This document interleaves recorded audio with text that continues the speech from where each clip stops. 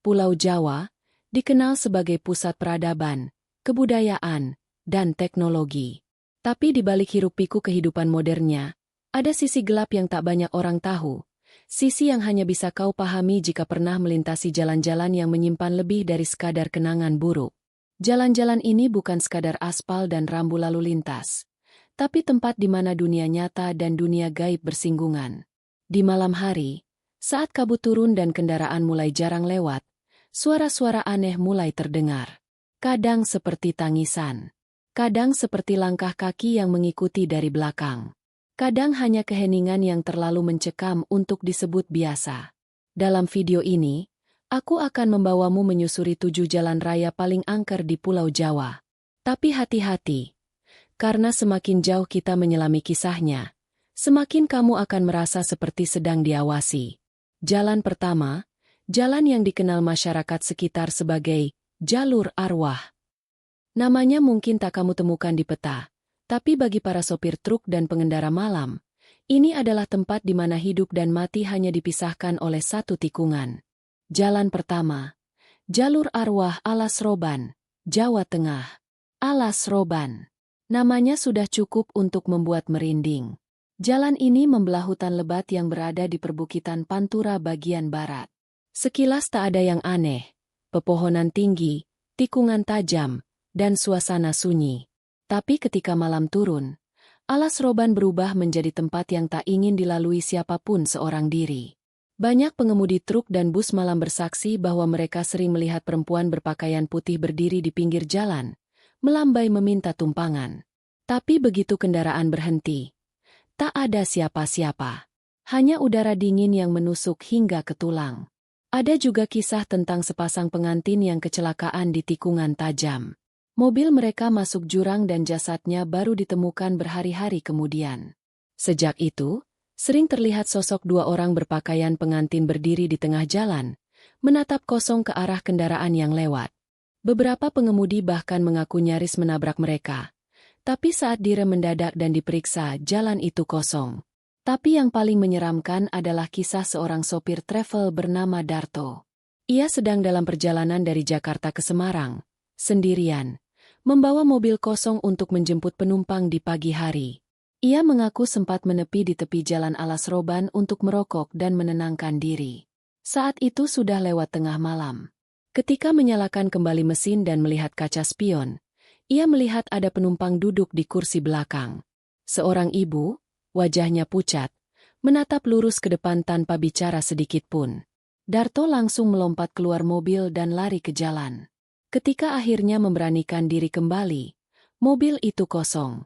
Tapi di jok belakang, ada bekas duduk yang basah dan berbau tanah basah. Darto tidak pernah lagi mau lewat jalur itu. Dan tahukah kamu?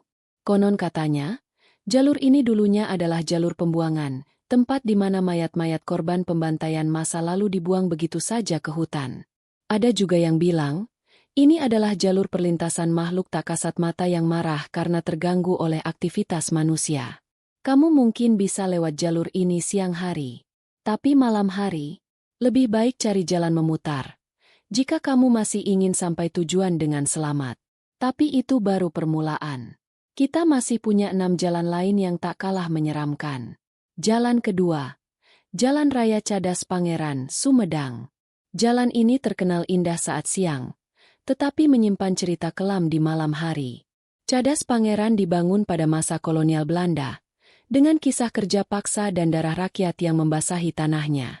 Penduduk sekitar percaya, jeritan dan tangisan para pekerja yang meninggal tak pernah benar-benar hilang. Malam hari, suara gamelan dan tangisan sering terdengar dari celah-celah tebing batu. Bahkan ada mitos bahwa jika kamu memutar musik keras saat lewat malam hari, suara musikmu akan tiba-tiba menghilang digantikan oleh suara-suara dari masa lalu. Salah satu kisah paling menyeramkan berasal dari sekelompok mahasiswa yang pulang dari pendakian. Mereka memutuskan lewat jalur Cadas Pangeran karena ingin cepat sampai. Saat melewati tikungan curam, mereka melihat seorang pria tua berdiri mematung di tengah jalan, memakai pakaian zaman dulu. Mobil langsung mengerem. Tapi anehnya, pria itu tidak bergerak. Tidak menoleh. Ketika mereka hendak turun untuk menegur, pria itu menghilang dalam sekejap, Dan dari dalam kabin mobil terdengar suara berat yang berkata, "Jangan ganggu tanah ini." Mereka meninggalkan jalan itu dalam kondisi gemetar. Dan begitulah, Cadas Pangeran menjadi salah satu jalan yang tak hanya angker, tapi juga penuh dengan energi sejarah yang belum selesai. Masih berani lanjut? Karena jalan ketiga ini jauh lebih mencekam dan menyimpan rahasia yang belum terpecahkan sampai sekarang. Jalan ketiga, Jalan Raya Pos Dandels, Jalur Selatan Jawa. Jalan Raya Pos, atau dikenal juga sebagai Jalan Dandels, adalah salah satu proyek ambisius zaman penjajahan Belanda. Membentang dari Anyer hingga Panarukan, jalan ini dibangun dalam waktu singkat dengan cara paling kejam. Kerja paksa ribuan pribumi yang akhirnya tewas tanpa makam. Jalur Selatan Jawa yang membelah daerah-daerah sunyi seperti Cilacap, Kebumen, hingga Banyuwangi ini menyimpan lebih dari sekadar sejarah. Malam hari, terutama di titik-titik sepi yang tak banyak lampu jalan, konon terasa seperti memasuki lorong waktu. Tidak sedikit pengendara yang merasa tersesat walau mereka mengikuti GPS dan jalan lurus. Mereka seperti berputar-putar di tempat yang sama. Salah satu kisah paling mengerikan terjadi pada seorang pengendara motor bernama Wahyu. Ia hendak pulang dari kampung istrinya di Purworejo menuju Jogja melewati Jalan Raya Pos. Jam menunjukkan pukul 1.30 pagi saat ia mulai merasa jalannya berubah. Pohon-pohon di pinggir jalan tampak lebih gelap, lebih rapat, dan udara menjadi sangat dingin. Ia menyalakan musik dari ponselnya, tapi suara yang keluar bukan lagu, melainkan suara napas berat dan seseorang berbisik dalam bahasa Belanda. Ia segera menepi, gemetar. Saat melihat ke kaca spion, ia melihat barisan orang berjalan di belakang motornya, tanpa kepala. Ketika ia mencoba menghidupkan motor dan kabur, mesinnya tak mau menyala. Hingga akhirnya, sebuah suara wanita dari semak-semak membisik, "Tukar nyawa, atau jangan lewat sini lagi." Wahyu pingsan di tempat. Ia ditemukan pagi harinya oleh warga, tergeletak di tengah jalan. Tapi anehnya, ketika ditanya, warga bersumpah tak ada pohon besar ataupun jalan bercabang di lokasi tempat Wahyu ditemukan. Padahal dalam ingatannya, malam itu ia melewati setidaknya 5 cabang jalan dan 1 pohon besar dengan kain putih tergantung. Cerita-cerita seperti ini bukan 1-2 kali terjadi. Para sopir lintas provinsi bahkan menyarankan agar tak melintasi jalan ini sendirian antara pukul 1 hingga 3 dini hari. Katanya, itulah jam di mana arwah para korban kerja paksa berkeliaran, mencari keadilan, atau korban baru. Dan yang paling aneh, pada beberapa titik di jalan ini, jika kamu mematikan kendaraan dan diam dalam keheningan, kamu bisa mendengar langkah kaki dari balik semak. Tapi saat dilihat, tak ada siapapun. Hanya jejak-jejak kaki basah di atas aspal kering. Lalu kita tiba di jalan keempat, yang sering disebut sebagai Lorong Setan oleh warga sekitar. Jalan ini bukan hanya angker, tapi juga terkenal karena kisah-kisah kehilangan waktu, kehilangan arah, bahkan kehilangan identitas. Jalan keempat, Jalan Raya Karangjati Ngawi, Jawa Timur. Jalan Karangjati adalah penghubung penting antara Ngawi dan Madiun. Tapi entah kenapa, banyak kejadian di jalur ini tak bisa dijelaskan logika. Terutama di satu ruas lurus yang tampak biasa saja, tapi sebenarnya menyimpan anomali waktu dan ruang. Pengemudi sering mengeluh bahwa mereka merasa sudah berkendara selama 1 jam, tapi ketika mengecek jam, baru berjalan 15 menit. Ada juga yang merasa melaju lurus, tapi GPS menunjukkan mereka berputar-putar. Bahkan, ada kisah lebih ekstrim. Seorang pengemudi ojek online mendapat pesanan dari penumpang misterius yang muncul dari pinggir jalan dan meminta diantar ke kota. Tapi ketika mereka sampai di tujuan, penumpangnya menghilang, dan saldo e-wallet si pengemudi langsung bertambah 1 juta rupiah. Kisah paling aneh berasal dari 2 orang remaja, Yuda dan Bram, yang melintasi jalan ini setelah pulang dari konser musik di Solo. Mereka tertawa, bercerita, dan merekam video di dalam mobil. Tapi ketika video itu diputar ulang keesokan harinya, mereka mendengar suara ketiga, seseorang yang tertawa kecil di antara mereka. Padahal di mobil hanya berdua. Lebih mengerikan lagi, di detik ke-28 video itu, terlihat jelas ada bayangan perempuan duduk di jok belakang, menatap ke arah kamera dengan mata kosong dan kulit yang sangat pucat. Yuda tak pernah bisa tidur nyenyak lagi sejak malam itu. Dan tahukah kamu? Jalan Karangjati ini berada tak jauh dari bekas lokasi rumah sakit jiwa tua yang terbakar puluhan tahun lalu. Ada yang percaya, arwah pasien yang terjebak di dalam sana masih belum menemukan jalan keluar. 4 jalan sudah kita lewati, dan setiap kisah terasa semakin tidak masuk akal, tapi semuanya nyata. Laporan, saksi, bahkan dokumentasi masyarakat sekitar menguatkan bahwa Pulau Jawa tidak hanya pada secara geografis, tapi juga secara spiritual. Masih ada 3 jalan lagi. Dan jalan kelima adalah yang menjadi penyebab hilangnya lebih dari 20 kendaraan dalam 5 tahun terakhir. Tanpa jejak, tanpa penjelasan. Jalan kelima, jalur pantai selatan jalur Parangtritis ke Pangandaran. Jalur pantai selatan Pulau Jawa terkenal dengan pemandangannya yang memukau, hamparan laut luas di sebelah kiri, perbukitan hijau di sisi kanan. Tapi keindahan itu menyimpan sisi kelam yang jarang diceritakan. Jalur ini sering menjadi saksi bisu hilangnya kendaraan secara misterius. Bukan karena kecelakaan biasa, tapi karena menghilang tanpa bekas. Salah satu titik paling angker adalah ruas antara Parangtritis dan Pangandaran. Jalan yang sepi, berliku, dan tidak memiliki banyak penerangan. Banyak pengemudi melaporkan hal yang sama. Lampu kendaraan tiba-tiba meredup, udara menjadi dingin padahal tidak hujan, dan muncul sosok perempuan berbaju hijau berdiri di tengah jalan. Sosok itu tak bergerak, tak menoleh, hanya berdiri. Mereka yang berani menabraknya justru menghilang. Kendaraannya tidak pernah ditemukan. Bahkan tidak tertinggal bekas ban, pecahan kaca, atau apapun. Seolah mereka ditelan oleh jalan itu sendiri. Salah satu kisah paling menyeramkan datang dari sekelompok pelajar yang melakukan perjalanan darat menuju Pangandaran untuk liburan akhir semester. Mereka berjumlah 5 orang, menggunakan mobil minibus. Dalam perjalanan malam itu, mereka mengabari orang tua masing-masing bahwa sudah sampai di dekat tujuan. Namun, mereka tak pernah tiba.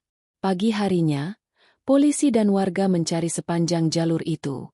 Tidak ditemukan bekas rem, kecelakaan, ataupun banjir. Anehnya, sinyal ponsel dari salah satu korban masih aktif selama 3 hari. 3 hari kemudian, warga menemukan mobil itu, terparkir rapi di dekat tebing karang. Tapi kosong. Tidak ada seorang pun di dalamnya. Tidak ada jejak kaki di pasir. Bahkan anehnya, mobil itu terkunci dari dalam, dan kunci masih tergantung di kontak. Setelah kejadian itu, warga sekitar mulai mempercayai bahwa jalur selatan bukan sekadar jalan biasa.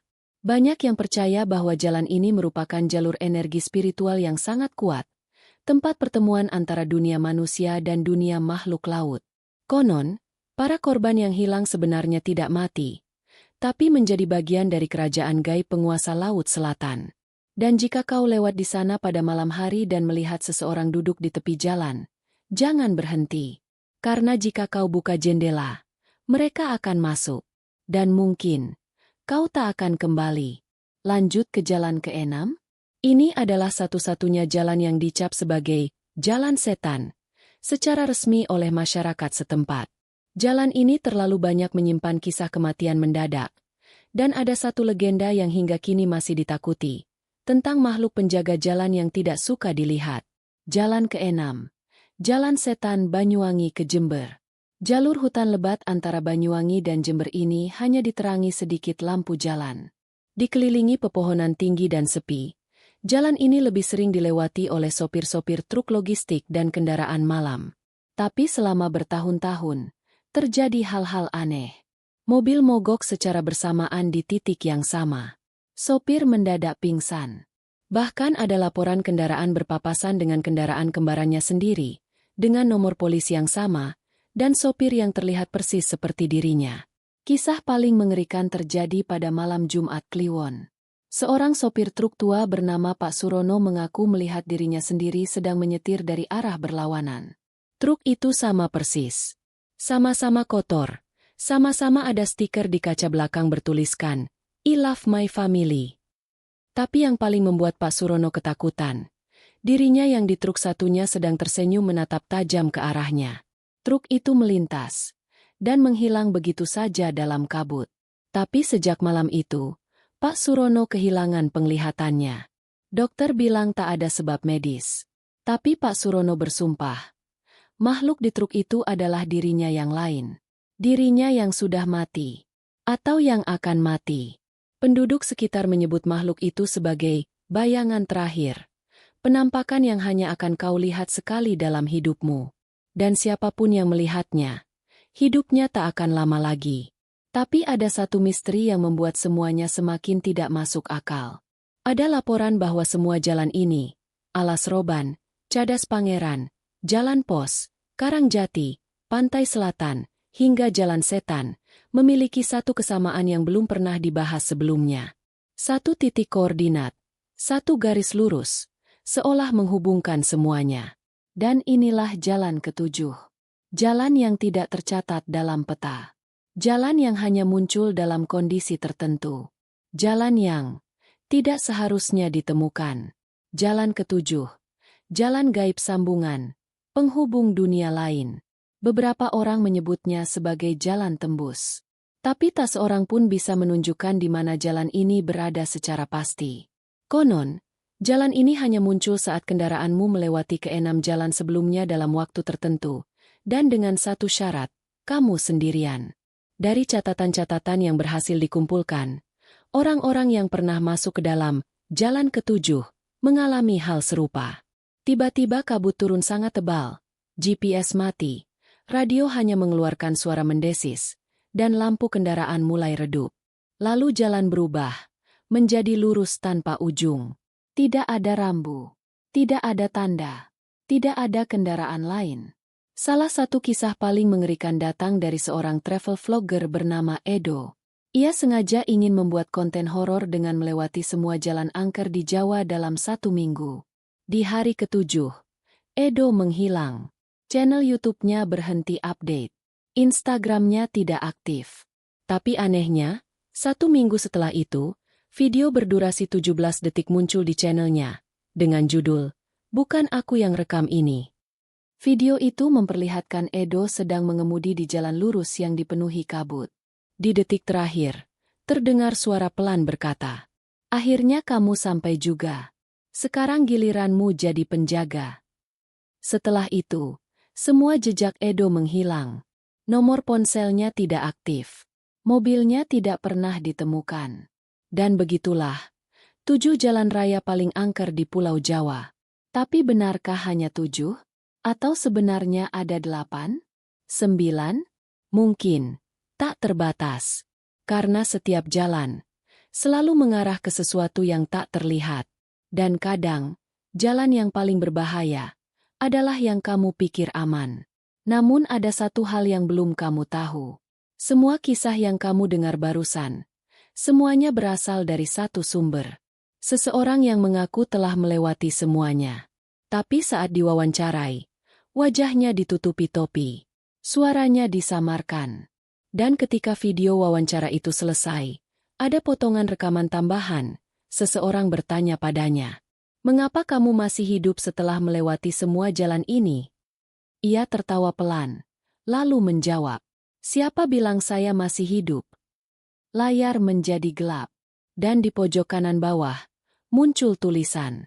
Rekaman ini ditemukan di dalam kendaraan terbengkalai di pinggir hutan. Sopirnya tidak pernah ditemukan.